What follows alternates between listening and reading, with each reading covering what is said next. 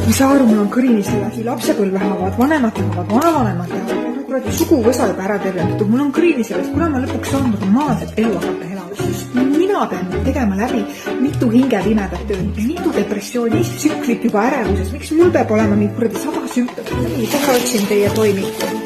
Leitud. Siin on kirjas, et te leppisite ja te allkirjastasite oma hingelepingu ja tulite vabastama ja puhastama kogu oma peresüsteemi karmavõlgadest.